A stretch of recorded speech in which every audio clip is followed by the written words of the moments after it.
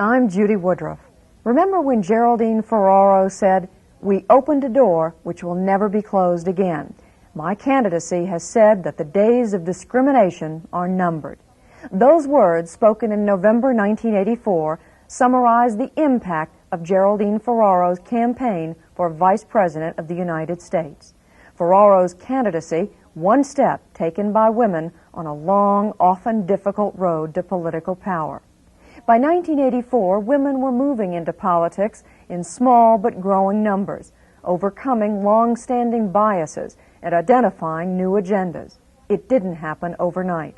For over a decade, women across the country had been breaking down barriers which kept them on the sidelines.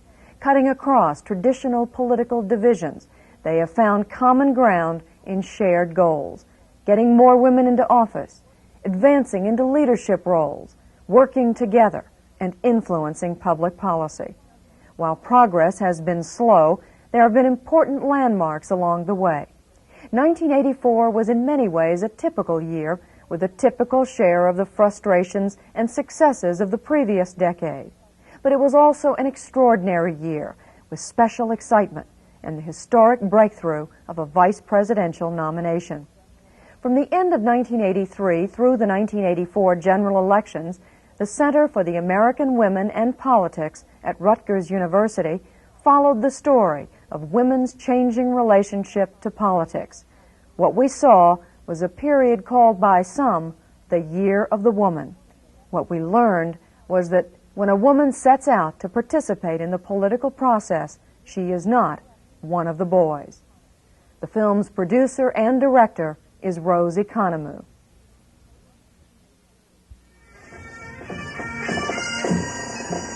New Brunswick, New Jersey, October 1983. If the Year of the Woman began anywhere, it might have been here. This is our time. For 1983 and 1984 is your choice. Use it. This is the era of the woman. Our time has come and we're ready. Women were not born Democrats. Women were not born Republicans, and women were not born yesterday. Let's show them that women will make this country run. 46 groups band together in a show of strength. 46 groups, but fewer than 100 people show up. The Year of the Woman wasn't off to a good start. 2 weeks later, a new effort to revive the Equal Rights Amendment is stopped before it even gets started, defeated in Congress by 6 votes. I'm Kathy Wilson, and I'm a Republican, and I chair the National Women's Political Caucus. I feel that for American women, this is a day of truth and consequences. We now know the truth about our representatives' commitments to equality, and I think we all hope and believe that we'll see the consequences of the gender gap. Each time it has been with a Democratic majority that ERA has lost. Each time there's been a different reason. 6 votes today. And you count 6 votes that because of the way that there was no real debate and it wasn't an ordinary way, a legitimate way of doing constitutional amendments, we lost. We were all venting our spleen, I guess, out of frustration.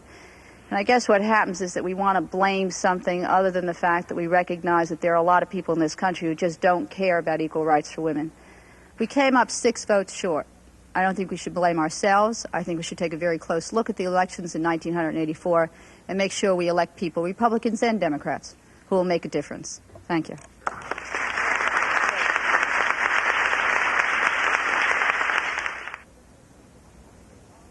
10% of the elected officials in the country are women.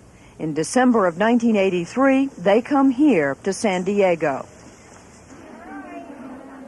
The largest meeting of elected women ever held provides the opportunity for Republicans, Democrats, feminists, and conservatives, the network of political activists, to confront the tough issues.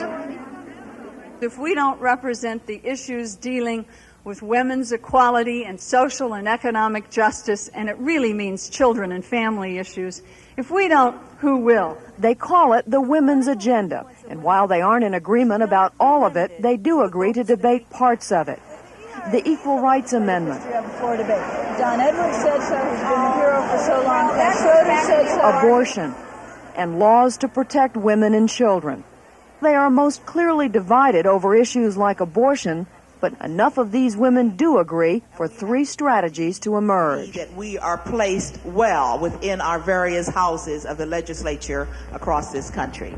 I was wondering if you, who have achieved leadership position in Put your more states, women on the ballot. To whether or not this is a good time for a woman to be running for vice president of the United States. Push male leaders of both parties to listen to women's concerns. And I certainly want to be able to interact with the Vice President of the United States. And raise more money to support women candidates. $480,000. Less than 1/4 of 1% of my funding for the congressional race came from organized women's groups. The women have a headline issue, the gender gap. They are hoping the perceived difference between how men and women vote will give them political muscle with the men who run the parties. We want to talk a lot about the gender gap. We all hear we can't talk too much about it, right? The gender gap, I've said, is the Grand Canyon of American politics. It is wide, it is deep, and it is beautiful. But apparently it isn't beautiful enough to persuade the front-running Democratic presidential candidates to come to San Diego. Only 2 of the 8 show up. As far as I'm concerned, and I have been wooed by Glenn, by Mondale, I do not intend to do nothing for none of these guys until these guys clearly spell out what specifically are they going to do. Down the hall, Betty Heitman, representing the White House, is on the receiving end of Republican women's complaints. You encouraged us all to run as delegates, which I think is something that the Republican Party needs of us. We don't need that from them. They should be out there begging us to run for delegate, to represent them and speak on behalf of President Reagan, if we will, even though we disagree with him on a lot of women's issues. President Reagan was invited. Instead, the White House sends Vice President George Bush. President Bush made his way here to the Hotel del Coronado in an effort to fulfill his mission, an attempt to reduce the gender gap. Join me now in welcoming the 43rd Vice President of the United States, Mr. George Bush.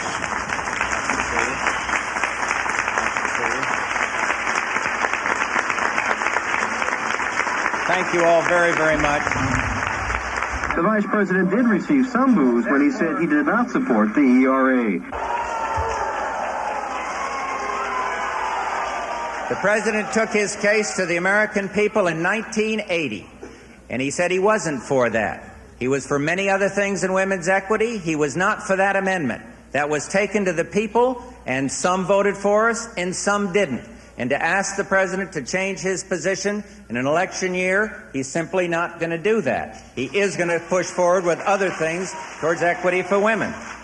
But judging from the overall reaction, it appears the Vice President successfully accomplished his mission. While the Vice President was making news, the women were making promises. If you all are willing to commit to doubling the number of women in the state legislatures, I'm willing to go back and work with the other women's PACs to try and raise $1 million to achieve that effort. Money and power. These women, many of them veterans of the women's rights movement, leave with a simple strategy: more women candidates and pressure on the White House and Democratic presidential hopefuls. The Republicans will tackle their party, the Democrats theirs. Good luck in next election, Sarah. Des Moines, Iowa, February 1984. For the promises made in San Diego to be kept, they need to be worked out in places like the Iowa legislature. 133 men and 17 women serve here. Despite the numbers, this legislature passed the ERA, as well as other laws important to the women's agenda. Those issues were in part pushed through by this woman, Minette Doderer. She has spent 18 years walking this floor, fighting for a range of issues, slowly gaining the respect of her fellow legislators. She has become a savvy politician. Now your bills will run. Look, I gotta do a vote count on the gas tax. The one that came out of transportation yesterday. Oh, this is going to come out with no recommendations? That's right. Okay, I don't have any problems with that. Okay, and the indexing isn't on there. That's good. Yeah. My gas tax vote, probably... Just to get it out of the committee without recommendation. I will probably support you if you need to vote. And you can do whatever you want to on the floor. So Okay. we feel that would... That would be part of the understanding, President. Yeah. I probably wouldn't vote for it. Yeah, because... When are you bringing this up? We're going to sign it tomorrow morning at 8:30. I see. Special meeting, and then we're going to bring it out 11 o'clock on Monday. Okay. Is it okay if I make you chair of the subcommittee? That's all right. Good. Yeah. And then I'll give you 2 Democrats that'll vote right. Okay. Thanks. Doderer was in San Diego. She's learned to be effective juggling controversial legislation, a family, and a career. She's also developed a thick skin. I wasn't supposed to be successful to many people, which just made me tougher and fight harder and try harder. I love the challenge of the debate, and I love the challenge of disagreement and argument, and I learned to be tough because I'm in a tough business. And I learned that anyone will walk over you if you allow them to. And what's more, they'll enjoy the walk. You don't even ask me, but I'm going to vote on it. Well, you're not on my Ways and Means Committee, or I would.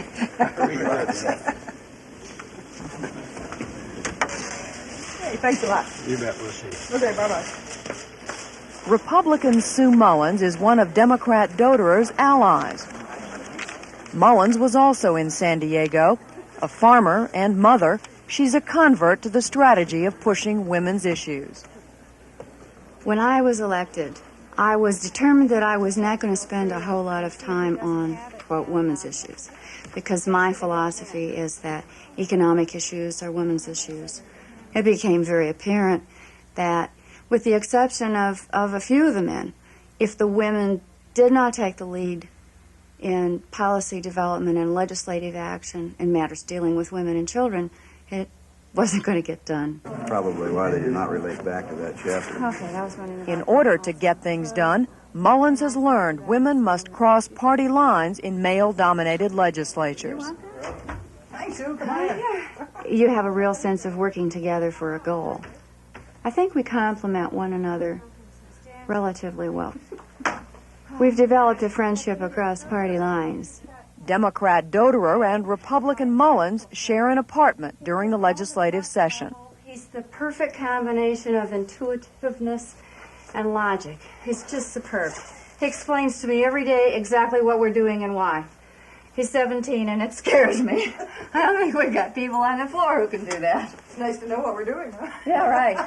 I asked him today, I said, "You're not going to run till I'm through, are you?" He said, "No." That's good. Well, he's only 17. He's got a few years.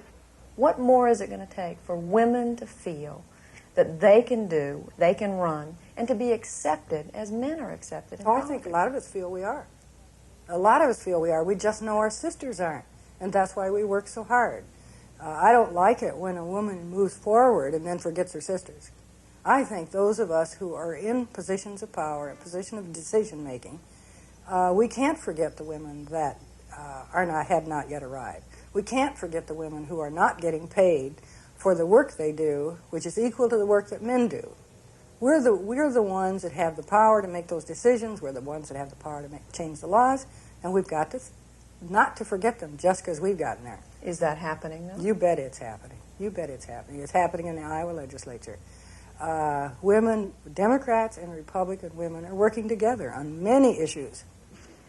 Okay, but I have to see it before this weekend because I have a meeting this weekend, and I know that the media is going to be there on that particular issue. The month since San Diego has proven what these women already knew. Male leadership pays attention to organized pressure, especially in the early stages of this election year. Okay. The gender gap is still in the headlines, and Vice President Bush returned from San Diego with a simple message.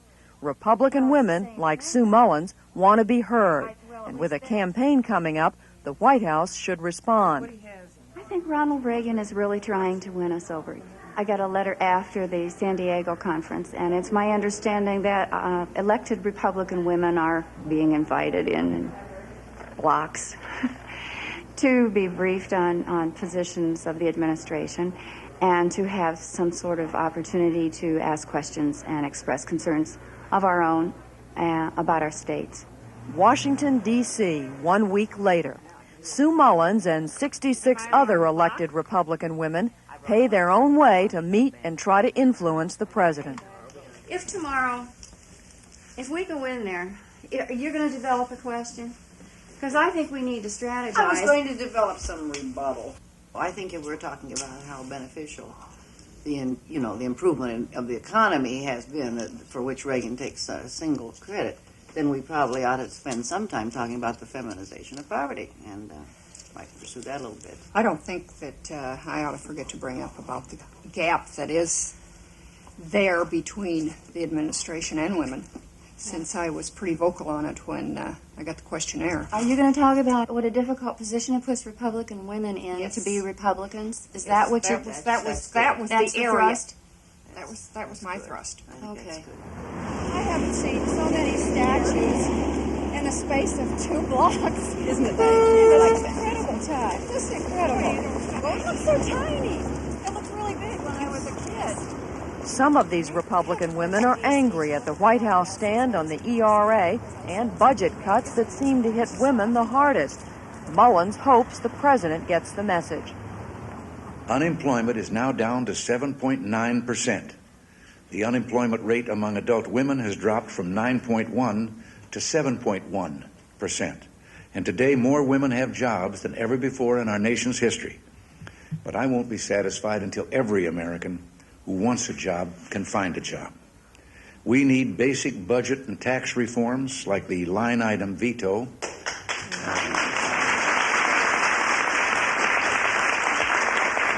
A constitutional amendment mandating a balanced budget, and tax simplification so that we can make sure the progress we're enjoying will continue for generations to come. We want to see the number of Republican women office holders growing here in Washington and in every American town and city and state. So while the president is in favor of electing more women, he isn't expecting to have to change his positions to suit Republicans like Sue Mullins. I don't think that he really has a good understanding of the problems. I honestly feel that way.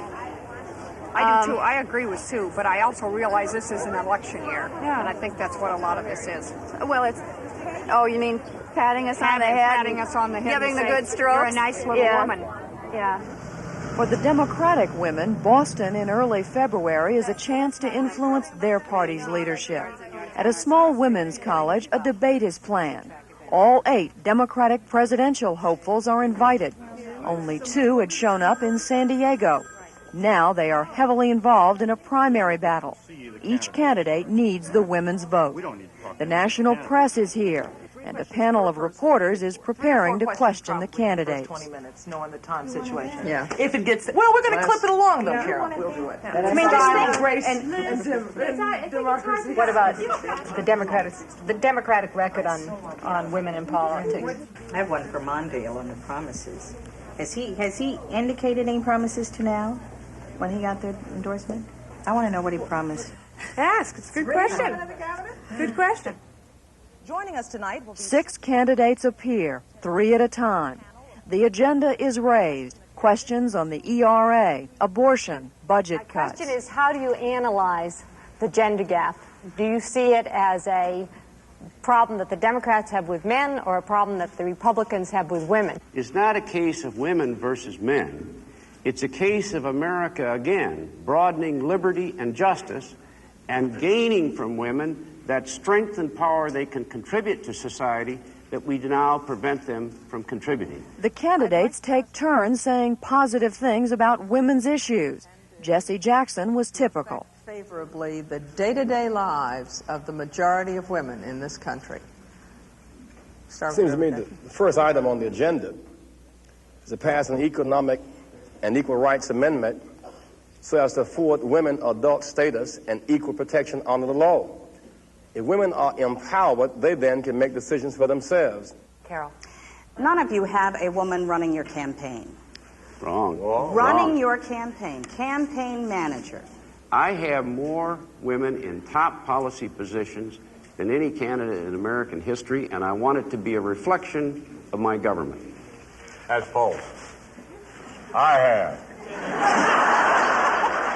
I'll put my women against yours. Now I'm going to beat you. Well, gentlemen, If on the national stage, Democratic women are able to concentrate their concerns on the presidential candidates, back in the state capitol in Iowa, Mullins and Doderer are using the Women's Caucus to influence their male legislative leaders.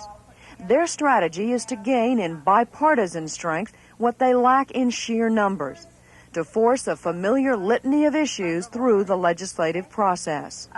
Second, the medically needy component, at least for coverage for pregnant women, for their deliveries, and for the ambulatory care for children up to 18. Third is child protective legislation. Fourth... Actually, the gender gap has helped us a great deal on women's issues. All of the legislators in Iowa are very cognizant that the women are watching out there, the voters are watching. And I passed out several people. I passed out this women still are paid less to your desk, and I passed out Reagan to resist equal pay ruling, and now I passed out the Newsweek article about the U.S. Commission Against Civil Rights. And so I think we've got plenty of things to write letters about on that particular issue. Today, the lieutenant governor and the majority leader are invited to the Women's Caucus. Caucus members have crossed party lines to push through legislation. The meeting will come to order, please. As you know, today we have quite a few guests. The men haven't always found it a pleasant experience. I was over to a meeting just now. I'm not very comfortable in the Women's Caucus.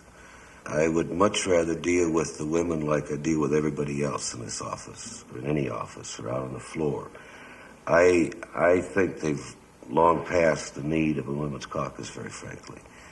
I want to think of them as a legislator and a representative of their district with knowledge and fields of interest like everybody else. You've got a majority leader who we've seen say that he doesn't like the fact that he's got to deal with a group of women. He'd rather deal with you individually. I understand that, and I think he's absolutely right. And if I was a leader, I'd probably feel that way too. Leaders do not like to have sub-caucuses. You've heard Speaker O'Neill not appreciate the caucuses within the Democratic Party in the Congressional House. Threatens their power. It makes it more difficult for them to lead the way they want to lead if they've got a large bloc not agreeing or holding out for something. Next week. Yeah. Dottie has a report next week on... This is about the pursuit of power, whether it's in this room, the White House, or on the campaign trail. Women are looking for ways to open doors and force change. Nothing in my life as an academic that quite prepared me for the levels of resistance that I think exist to women in really high politics and some hostility. The only reason that I could finally be accepted in the politics of Texas is that I became one of the good old boys. There's no point in women getting into politics or getting into public office if they're going to imitate and ape the white male upper-class power structure, which has failed to recognize the needs of a majority of people. We must just as soon let them do it. I don't want women to substitute themselves for what the male power structure has done. So women have another responsibility, which is enormous, and that is to find the ways to change the nature of power so that it's more reflective of our pluralism and diversity. One way to change the nature of power is to reach for it by running for office. Hubert Humphrey and his protege, Walter Mondale, found it here in Minnesota, in front of the powerful State Central Committee of the DFL, Democratic Farmer Labor Party. Secretary of State, Joan Grow. This year, Minnesota Secretary of State Joan Grow must pass this test against 3 men and substantial odds running for the U.S. Senate. Thank you. The United States Senate is the place where the decisions are made that have an impact on people's lives. I guess I've learned through the process that I've been through that if you want to be where the source of power is, if you want to have any of that power, you know, if you're going to make an impact, you've got to be where the decisions are being made. No Democratic woman has been elected to the Senate since 1960. It's an uphill battle for women candidates against well-financed men. Grow must act like a winner to skeptical party regulars. I think it would be unfortunate if any woman got selected or appointed or promoted or elected simply because she's a woman. I really, really believe the DFL will pick the person, not because they're man or woman. Women candidates are still a novelty to a large extent, and certainly for this higher level. And so you always have all that doubt, can she win? And there's one thing DFLers want to do is win this time. What you're trying to do is break into the power structure. And any group that has power doesn't want to let it go. And they don't want to give anyone else part of the power. And they particularly are afraid of giving it to people who don't look like them and don't act like them. And they're not always sure if you know how to play the game. Playing the game means Grow has to be ready to endure 19 ballots in a marathon 26-hour nominating session at the state convention. You think that was because you were a woman? I think that it was different because I was a woman and I was in the lead. Absolutely. Was it just that they didn't want to give in to a woman? Was that it? I think that it's very difficult. We're talking very high stakes. We're talking about a seat in the United States Senate. You're here because we've got another job to do. And Grow won the final ballot. She has her party's endorsement. But it cost her $500,000, and she still has to face a Democratic primary and then a Republican incumbent. It will take organization and lots of money. It's a challenge for any candidate. It's tougher for a woman. It is obviously a different process for a woman to be running for a U.S. Senate race, and there's just no way you can get around that. I keep getting asked the question, well, are you running a woman's race? Are you going to be the woman who gets elected? And people ask you questions about, well, are you tough enough? Are you strong enough? And you have to remind them that you don't have to weigh 300 pounds, to be able to vote on an issue.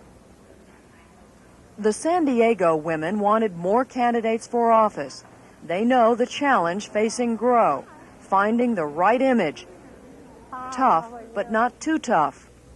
Some people thought I was too tough. I mean, that was an accusation. I never thought it was very valid. But I also think that running a city is a tough job. It sort of doesn't matter what your style is as long as you're a woman, that's your problem. When I was campaigning for Gloria Schaefer for the Senate in Connecticut, people in Connecticut would say, no, she's too ladylike, she's too quiet, she won't be effective. Then I would come to New York and campaign for Bella in the same election, and they would say, no, she's too vociferous, she's too aggressive, she isn't ladylike enough. There's, I think, a kind of double bind in which women tend to get called tough and iron lady simply when they prove themselves serious enough and strong enough as a person to bear the pressures associated with high-level jobs. 70 years ago, you had to be tough just to get the vote. Then for 50 years, women in politics struggled to work their way into the major party machines. They wanted to prove women could be elected and win high office.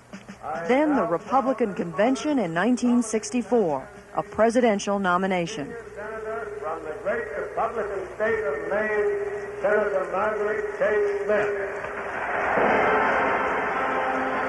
Despite her qualifications, it was a symbolic gesture. It took 8 more years before Shirley Chisholm. I stand before you today as a candidate for the Democratic nomination for the presidency of the United States of America. It was 1972. Women were organizing, and when Chisholm dropped out at the convention, Farenthold in nomination for the vice presidency of the United States. So for the next 12 years, the women went to work on the nuts and bolts of politics. Caucuses and coalitions, strategies and issues, and in 12 years, they had almost 3 times as many women elected to office.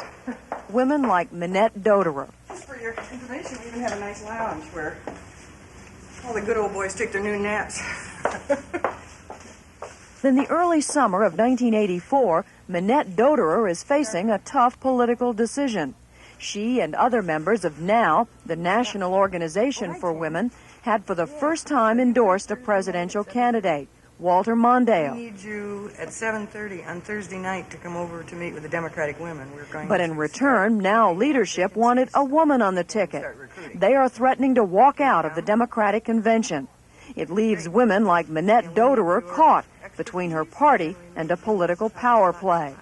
The two sides come together on the weekend of the 4th of July. Walter Mondale meets with 23 high-ranking women, led by Carol Bellamy. I've been to many meetings, some of which accomplish very little. There were 20 women, approximately 20 women. Each had an opportunity to speak from her perspective, and they did. Different parts of the country, different elections, different organizations they run. He listened. A decade of change has yielded sophisticated political strategies.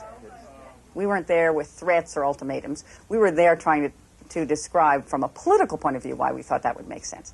It was his choice, and we back him up because we believed he'd do the right thing. We simply wanted to highlight today is something that it may be difficult for a man to fathom, and that is that there is a limitless reservoir of potential voters out there if he selects a woman to be his vice presidential running mate.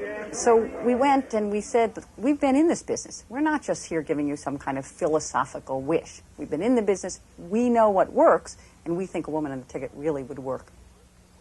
1 week later, Mondale gives the women what they want, a woman vice presidential candidate. I must say, in all honesty, when you take a look at the discussion about the vice president, would they be discussing Geraldine Ferraro, third-term member of Congress? If I were not a woman, no.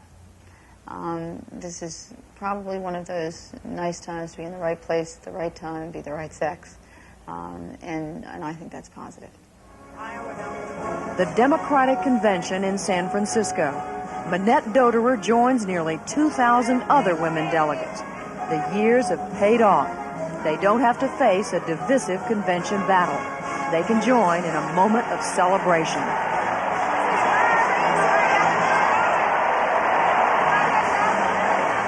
It is with great pride and enormous pleasure that I give to you our choice, your choice, our next Vice President of the United States, Geraldine Ferraro.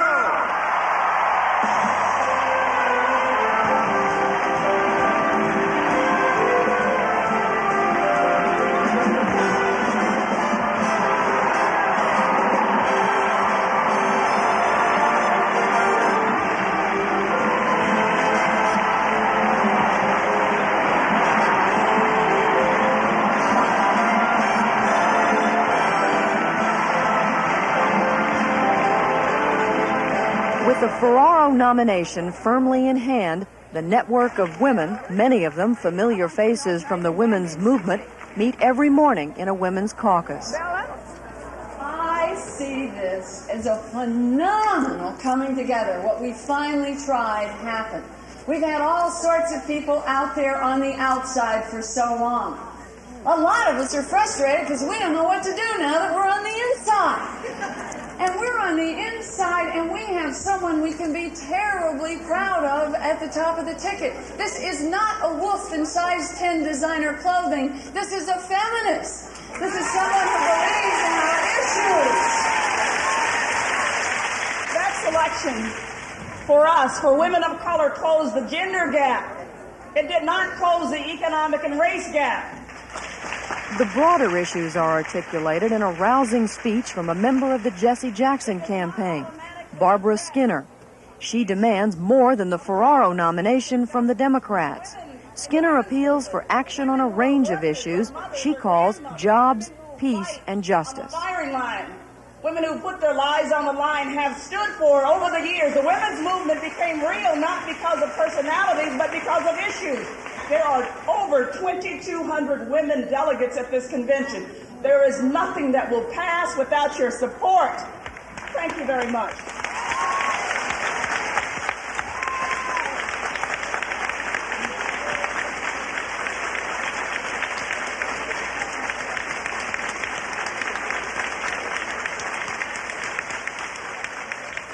Minette Doderer takes the message to an Iowa newspaper man.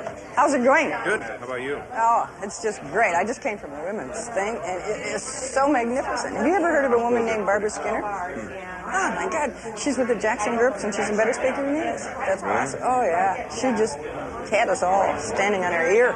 Did the Ferraro thing take wind out of the sails? I mean, I know there's a sense of euphoria, but where do you go to now? We work for jobs, peace, and justice. And this woman said, now that you get in your way, you're all saying, what do we do now? I'll tell you what we'll do now. We're going to this and this and this and this. It's the program. It's the program, which is more important, or as important as the person. One person here who hopes to turn the program to her personal advantage is candidate Joan Grow from Minnesota.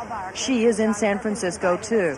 While other women celebrate the Ferraro nomination and their victories on the substance of the party platform, Grow is confronting a major obstacle for women candidates. She's after money.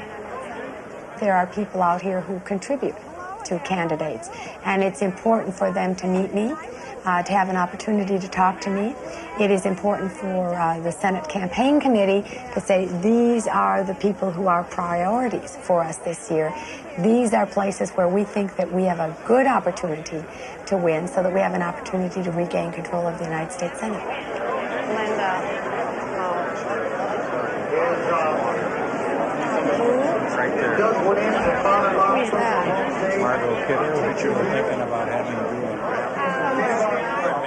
In recent years, women have formed political action committees to give financial support to women candidates, but they provide only a small portion of most candidates' funds. To raise big money, women must still convince men to support them. The real leaders groups, you know, the Mondale's top group. Yeah, when can I get into something with that? Where can I call you? And Grow can't get money unless she can meet them. So that I would like to get into one of those. That I would appreciate. Okay, good. All right, good. Thank you. Yeah. Hello. I'm pretty good at working rooms, and I've been doing it for a long time, but I picked up a few business cards, and I ran into a man, excuse me, I ran into a man who used to be the Commissioner of Administration in Minnesota. He said he'd be willing to give me some help in Washington. Saw someone who had been at Mondale's for lunch the day that Mondale picked Ferraro, and he's going to give us some help. So, and there were people that I saw yesterday, and you see them again, and it kind of reinforces it a little bit. So I picked up a few names and addresses of people who said, oh, we'd be happy to help, so you write and see what happens. I don't necessarily know the people who have given money in the past, and so for me it takes a little more work, a little more time to do that before I'm able to tap some of those resources.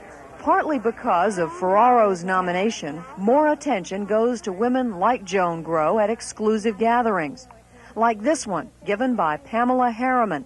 It is Grow's chance to impress some big contributors. I'm just fine, thank you. Thank you. Bob Weinstein, this is his store. Oh, I'm running for the Senate in Minnesota. I'm delighted to be here. This is wonderful. Yeah, it's great. I'm Joan Grow. And then I saw people that I'd seen at the dinner last night, and so, you know, we reinforced it to see them again. Were you able to talk with Pamela or Sven? No, it was I never saw Sven, and it was a receiving line, and Harriet Woods was Grow has met some big donors. She's worked rooms filled with other hungry candidates. She's tried to project a winning image. The faces of the Minnesota delegation are a welcome sight. She will need their help. Workers, envelope stuffers, almost as important to her campaign as the biggest problem Joan Grow still faces, money. When I think that my opponent has already raised over $4 million, then to think that what I'm looking at raising, you know, in the next few months is $1.5 million, we're certainly not out of line. Now, the other side of that is that we know we're going to be outspent. And we have no hope of attempting to match the amount of money that he's going to spend. After 5 days of parties, handshakes, and meetings, Joan Grow leaves with some promises and only $1,000. Thank you. Thanks. Would you, can I ask you a question? Yes, it's straight ahead. Carol Bellamy is having a good convention. She has helped shape the platform and nominate the vice presidential candidate. President Ferraro, how are you? Good to see you. You look a little different. But still, she's cautious. While we may have made a great breakthrough with Jerry Ferraro, and while the door is open, there's a lot of people that are on the other side of the door that want to shut that door. So don't think that it's just a clear, easy road now. For all that, Bellamy thinks the long struggle will pay off for Democratic women in the future. Hello, Madam President. How are you? Good to How are you? How are you? All right. But for now, she thinks Republican women will have a tough time. I think they have a difficult uphill battle this fall. But I would tell them to keep working in their party, to get their party to be more open, to get their party's positions changed on so many issues, economic issues, children's issues, education issues, as they affect women, as they affect men as well. But I'm not naive. All the Republican women aren't all going to vote for the Democrats, although we're going to win a lot of those Republican women. But I would hope that the women in the Republican Party would begin to bring the Republican Party back, if you will, to this century, or bring it forward to this century. Early August in Iowa, 1 week before the Republican convention. Sue Mullins has been watching what has happened in San Francisco. I think it's absolutely super. I think a woman is long overdue being on the national ticket. I think it's embarrassing for a Republican because we were the first party to endorse the ERA and have a strong tradition and strong historical roots in that we didn't get the first national ticket woman. Blaming Ronald Reagan? No, I'm not blaming Ronald Reagan for that. There was a piece in the paper the other day that said Gerald Ford strongly considered having a woman. I wish he had. Our time will come. Mullins knows that Republican women are facing a challenge, but she's not going to the convention in Dallas. I guess that I prefer to put my efforts where I know I can get what I want to get done. So I just decided I can stay home and work on what I want to get done and feel good about that. August, the Republican convention. The party that first endorsed the ERA and was considered receptive to women for 40 years has adopted a platform moderate and liberal women can't accept. Women like Sue Mullins had little influence on the male leadership of the party. There is no mention of the ERA, and there is a strong anti-abortion plank.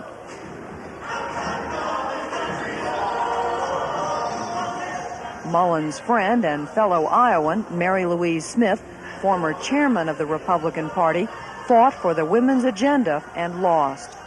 You know, more than anything, I feel sad that we haven't done our job. And another thing that it does to me, instead of being angry the other day when I looked at the final draft of the platform, was I felt a real surge of adrenaline. And, you know, almost a reaction, they can't do this to me. This can't be my party. We've got to get it back. Hi there. I'm Mary Moshari. There are women here who have found a way to work within the GOP, like Mary Moshari, candidate for the U.S. Senate, pro-ERA, pro-choice on abortion. She doesn't think the platform issues matter. What's the difference what the platform says? It said it 4 years ago and nothing happened, and I don't think anything's going to happen this time either. Well, by the same token, it's a party that's running saying that we don't believe in the Equal Rights Amendment. Do you have how much of a problem does that give you? I think that that's true. The platform doesn't include the Equal Rights Amendment, but it does include, I think, a strong commitment for economic equity for women. I think the two would... Is that an adequate substitute as far as you're concerned? Well, not for me, because I'm for the Equal Rights Amendment. But I feel that the people who are elected to represent us, the Republicans who are elected to represent us, have an honest concern for the status of women in this country. I'm the co-chairman of the platform, and I'm supposed to deliver 8 planks of the platform in 8 minutes. It's rather Are you having a good time remarkable. in Dallas? 47% of the delegates here are women. Florida Senator Paula Hawkins speaks for many of them. Can I say hello to you? Hi, I'm Mary Moshar. For example, she doesn't support the ERA.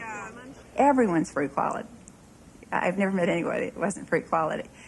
Some want to be more equal than others, but I must tell you that the ERA, to me, has become a banner, and it's going to be their way or no way, and it might be the wrong way. Not include ERA in the platform. No, I didn't. Despite some philosophical differences with Hawkins' side of the party, Moshari's campaign is getting lots of attention.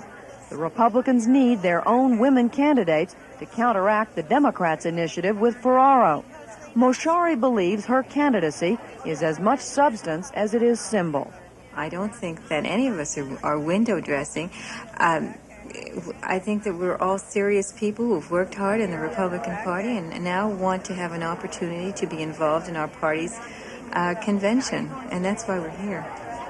Here is a news conference to introduce Republican women to the press.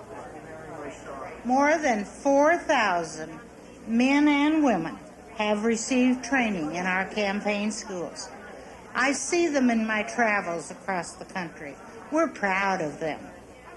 The Republicans say they are not just responding to the Ferraro nomination, and that they are in tune with the times. Do you think they were looking for women in particular to run this year? Yes, they definitely were. They were trying to encourage more women to run, and I don't think that that's the reason that they encouraged me, but I certainly think it must have been a plus to them when they saw that I might be willing to do it. I hope everyone is going to save some energy, give some extra money, go that last mile in helping to elect our outstanding candidate, Mary Moshari, to the United States. The Republican Party itself has committed almost $500,000 to my campaign, and that gives me a very good start. Glad you're here. Thank you very much. Good luck to you. You're always so hospitable and so kind. Well, you're always so good. We're really betting a lot on you. In fact, Senator Baker is betting $10,000 on Moshari through his own Political Action Committee. Moshari, like Joan Grow, must appeal to men who control political money.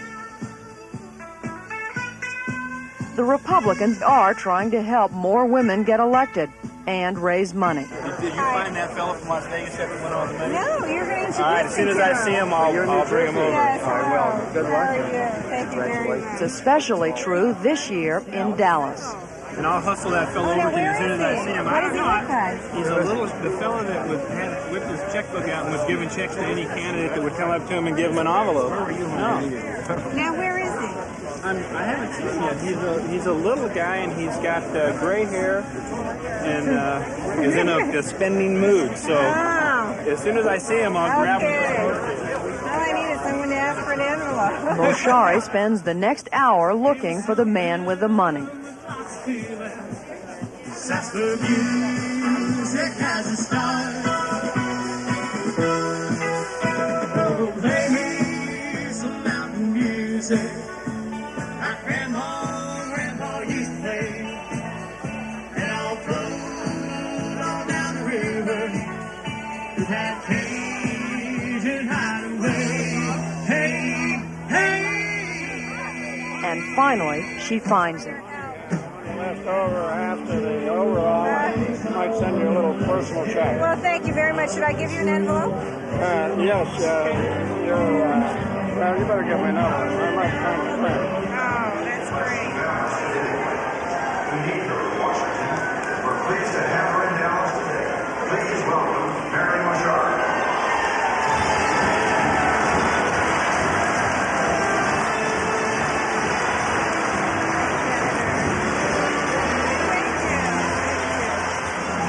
Mary Moshari picked the right year to run for office. Her party has given her money and the support of its machine. I am proud to stand here today as a woman, as a Republican, and as a candidate for the United States Senate from the great state of New Jersey. Mary Moshari stands on the national stage because of her own ambition and because of the combined contributions of so many women whose efforts came together in the Year of the Woman. I think we've had a watershed. And I think that from now on, with the nomination of Ferraro and the perceived gender gap and the efforts that the Republican Party have made to include women more, I think that there's going to be more acceptance. I think that women who are elected are going to have more authority, and I think that women who work in the political arena are going to have a lot more force in what they're saying. Maybe we're getting to the point where women don't have to be humble, build somebody else's ego, always worry about the other person instead of saying, I'm ready and I want it. And I think that's what's happened right now. And I think that will give other women courage too. And I am thrilled that we are at this place before I die.